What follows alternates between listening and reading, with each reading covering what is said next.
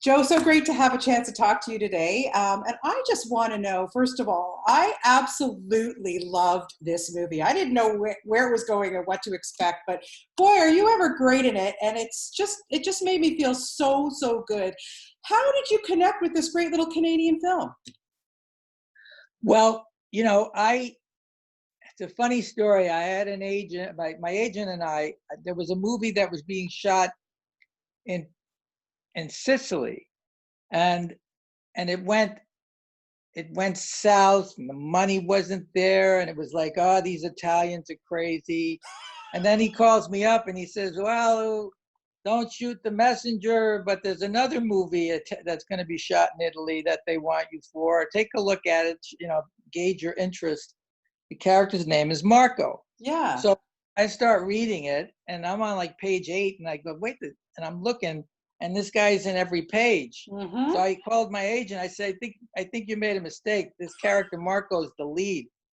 He goes, they want you for the lead. I said, why would they want me for the lead? He says, well, it's a Canadian company. I go, well, that makes some sense. Canadians love me. They So do. I called him up, and I talked to Sean and Paula, and I had a nice conversation, and there wasn't much time. They pretty much had it all set up. I was the last piece in the puzzle. Mm-hmm. So we talked, and then I think 5 days later I was in Toronto. Yeah. And I met Ken, who the book is based on. He wrote the book, Canicella. I can't, I'm the worst with Italian names. And then I met Sean, and I met Willem, the writer. And then I went to a wardrobe fitting. And there you go. And then I had a little dinner. And then the next day I was on an airplane going to Italy, going to Rome. Amazing. So, so not much time. And yeah. And then everybody showed up, and it was this little tiny crew. And then Wendy showed up, and Paola, and Marco Leonardi, from Cinema Paradiso. Yeah, and yeah. It was, and also we started using people in the movie that, from the village, and scenes that actually occurred there in real life. Then Sean wound up reenacting and putting it in the movie. Yeah.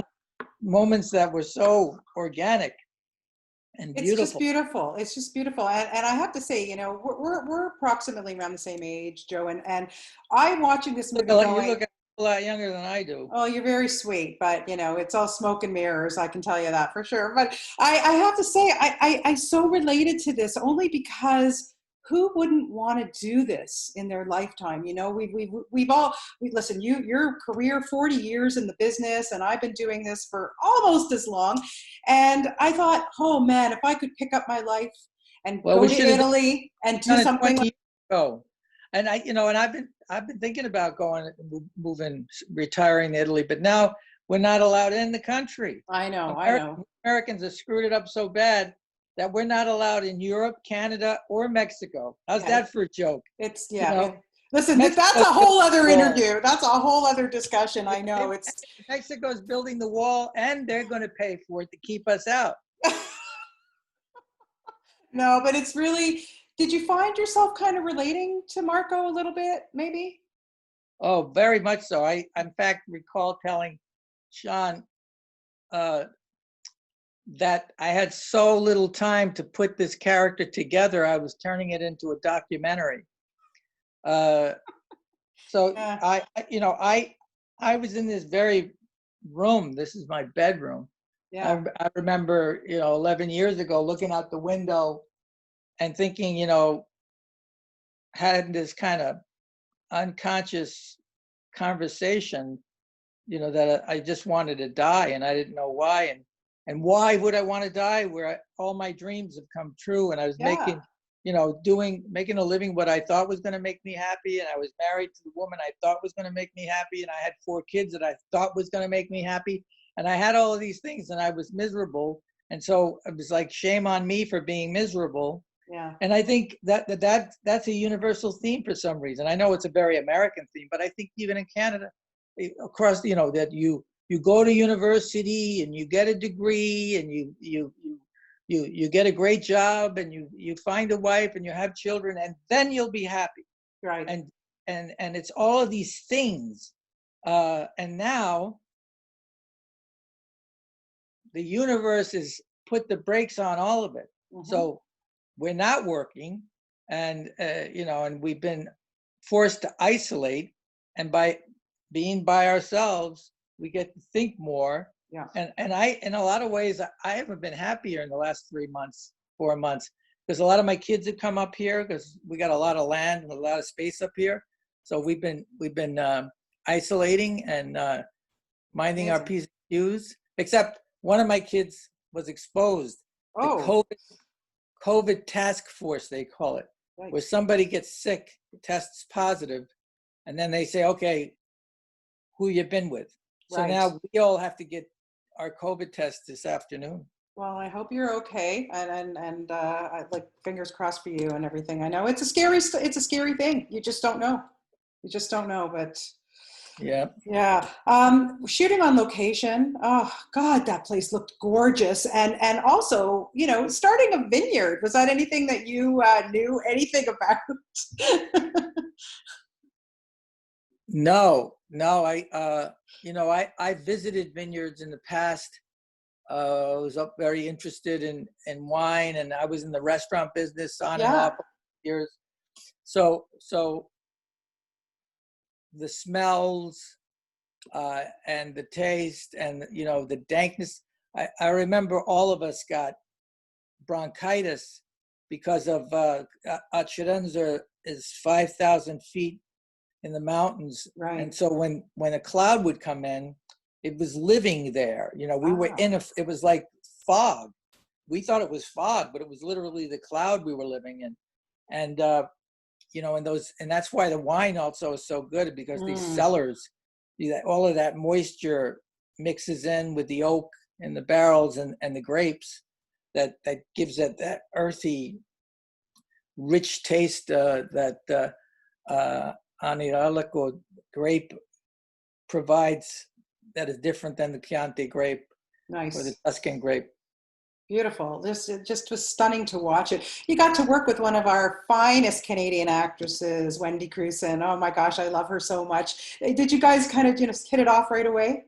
Well, yeah, we did, but she's tough. She smacked me around, and believe me, I needed it. So she took me to task, and I loved it for her. I fell more deeply in love with her when she beat me up. Okay. That's very interesting. Yeah, no, she's wonderful, and you guys had a really lovely chemistry together. It was really well. I can just tell you that I was in love with her. So that wasn't acting. She's also, she's also so stoic. Yes. In a lot of ways, she took care of all of us, kind of. Yeah. She's always been like that, like kind of like the mom on set and stuff. I did a show with her a million years ago, and I was an extra on the show. But I'll always remember her for her. She was lovely. It was just lovely to watch you two together. Joe, you have been, like we said earlier, in this business for so many years and have given us so many amazing performances. And one thing I want to remind you, this has happened back in 2005. I brought my 12-year-old son at the time, his name is Ethan, to do the junket for Racing Stripes. And he was doing all the interviews for me because it was a kid's film and they wanted kids to do it. So he sits across from you, Joe, and he's asking the questions. And then and I'm standing off to the side, very proud mom. And all of a sudden he goes, "How come you whack so many people on The Sopranos?" And I was horrified, and you were taken aback, and you went on to lecture me as to why I was letting my 12-year-old watch The Sopranos. Unbeknownst to me, the kid was watching it. Honestly, Joe, I'll never forget that in my whole life. I just got to let you know that that's my general take on those kinds of questions for young kids. I'm like, what the hell are they? How do they know about The Sopranos? To this day, I've got a 40-year-old, a 34-year-old, a 28-year-old, and a 22-year-old. Yeah. None of them ever saw The Sopranos because, I didn't want them to see that character I played. Well, of course. Yeah, listen, I don't think you watched the whole series. Oh, I remember though, we were all in a hotel room while How we old were is he away. now? Oh, he's 28. He's going to be Well, 28 there you now. go. Now, So, I'm sure he's seen it all. oh, by now for sure. But yeah, we all watched the final episode together in a hotel room somewhere. And I remember I thought, who turned off the channel at the end? You know, who touched the remote? That was a brilliant show. But when you look back on your amazing career and all these fantastic, you know, like all the characters that you played, whether it was in Matrix and of course Risky Business, your big breakout and on, Bad Boys, everything. You always, yes, you were right. You were never the lead, but always a very memorable characters. Is this something that you just always preferred to do? Always stand up, great performances from you. You know, I just wanted to get the next job. You know, Yeah. I was always, you know, if I can be memorable, if I can do something that's also different, you know, to change up. So you know, if I did a drama, you know, try to do a comedy, you know, to be diversified in my work so that people wouldn't get used to me. Mm-hmm. Then I think people are so stuck in getting used to. I mean, how many CSIs or Law and Order? It's like these shows have been on the air for 30 years and they're syndicated, so people are watching them all the time, and Right. you get stuck in the you know, that nostalgic part of it. I think part of the reason why I'm working so much again is the nostalgia part of it. I'm all for it. Yeah. You know, if I wasn't doing this, I'd be in a walker No, in not you. Not some you. retirement village. Yeah, no. Was there anybody that you worked with when you look back? Like, did you know when you worked with Tom Cruise that he was going to be a big star, or you know, or Keanu Reeves, or any of those guys? Like, did you have that feeling when you were Well, working on those films? You know, Keanu was already a big star when I worked with him on The Matrix. Yeah. Yeah. That was his second or third movie, and I know, you know, I just remembered loving the experience working with him. What a good kid he was. And frankly, to tell you the truth, you know, most kids at 22 or 21, maybe he was 19, they all of them think they're going to be big stars. Yeah. You know, it's like that's why we show up in Hollywood, is we want to become big stars. You know, so I had no idea he had what it took. You know, but you have no idea. I just thought it was a kids movie. They were doing all these kids movies, and you know, it was all of these high school movies, and